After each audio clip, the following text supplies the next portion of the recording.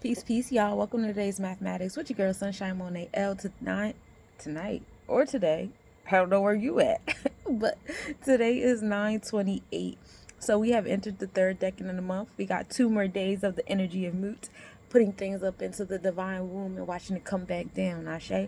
So now entering in this third decan of the month, this is the decan of creation and expression. Emotions is here, so and it's just in time for the harvest energy, because we are in the harvest season as we gear up for the 22nd to fully experience that. It's gonna be a great time. So on this decking of harvesting and creation and all this energy going on towards those things, we are in the day of wisdom in our cipher, right? 2 deals with Taurus energy. Taurus is a fixed earth sign. There's no earth energy that get heavier than this, so we get into the heavy harvest energy right here, right?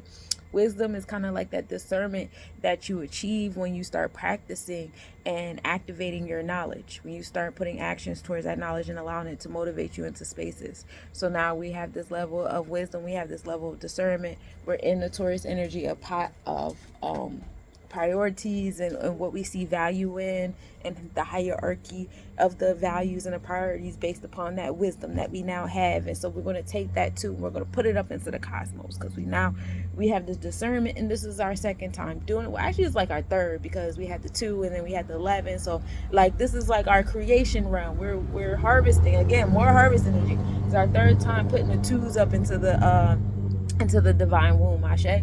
So now we throw the 2 up there, and what comes down? An 11. All right, so we're going to put that wisdom up into that 9, that number of completion and wholeness, the number of born in supreme mathematics. This is with Sagittarius energy, which rules over the sacral chakra, more born type energy as we go back into the celestial womb, in that realm of the sacral chakra ruling over your reproductive organs and all that fun stuff. So we come back down with an 11. So now we're in the space of mastery. Like, okay, master this. What, you want to put this wisdom up here? You told me what your priorities are, what you have in value. Now here.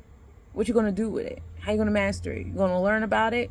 You're going to attach your heart to it, because everything starts in the according to Ta, let the fire burn in your heart and then speak it through the tongue. So like that's what you want to do with it. 11 also brings you back down to 2. So it's giving you the experiences, the people that come across your path. Some people are going to come across your path to be distractions. Some people are going to come across your path to be complementary. And it's up to you to have that wisdom you told Moot that you got. You know what I'm saying? It's up to you to have that too, that energy that you put up in the stars to come back down with this 11. So we give thanks to the cosmos for breaking that joint down to us, that 2 up into that 1-1.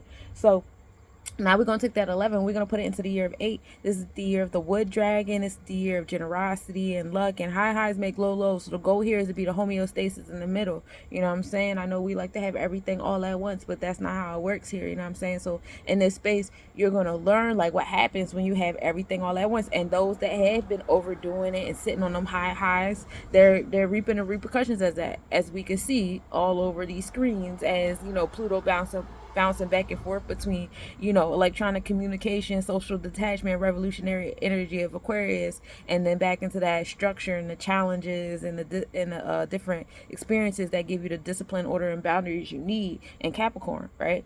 So Pluto is also associated with 8. That Scorpius, that's Oya, who rules over the elders, the witches in the marketplace. 8 also deals with Mercurian energy. This is the celestial classifiers. This is how we get the names of the species and the kingdoms and the body parts and all that stuff like that, is when we get into that energy of Sebek, right? And this is where man's ill usually lies, so we got to get on up out of here. Also, to remind you, this year 8 is created by wisdom. This year of 8 has been brought to you by Wisdom Cipher, Wisdom Foundation. We take that wisdom, we put it in our cipher. That 2, the priorities, Taurus energy can be dealt with the 2, because Taurus rules over the 2, and then Libra can be dealt with the 2 too, because it's like balance in the Libra scales. Either way, it's Venusian energy. Heavy all year long has been about listening to your heart and what your heart wants and what your feelings want, because that is the most heightened antenna that you have. You know what I'm saying? That is the direct connection between spirit and the physical, is what's in your heart. All right. So you know, we're getting in tune with that in our cipher, and then we're getting in tune with that in the foundation of how we building things, because it's all new beginnings happening in this space right now, you know, and we move in gratitude. A lot of you guys, you know, your feelings is pushing y'all to create a foundation in new civilizations and organizations and politics and healing and medicine and eating and all these things. You guys are creating like awesome foundations. Yeah, great things happening.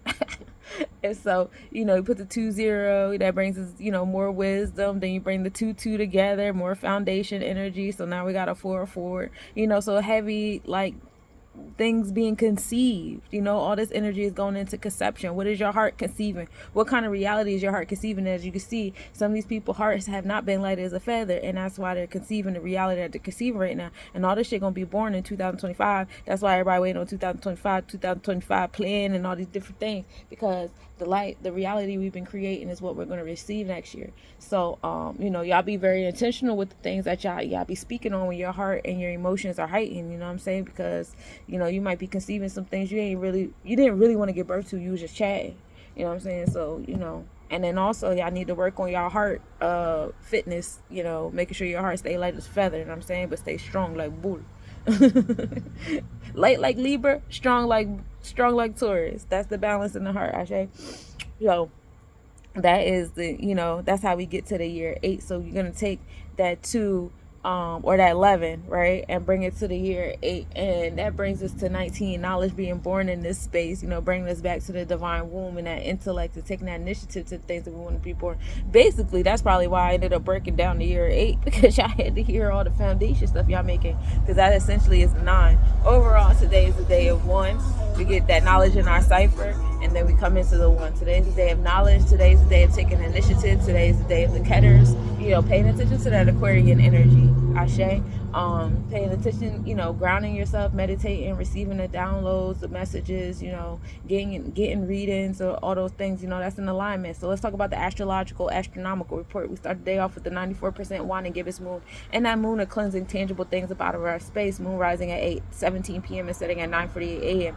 We are in Aries on the tropical, so as the ones, the Ogun energy, the taking initiative, the gut that controls the mind. Everything starts with the thought, right? That is the 1. Aries rules over the first house, your motivation and your ambition, whether it's into anger or just over in general.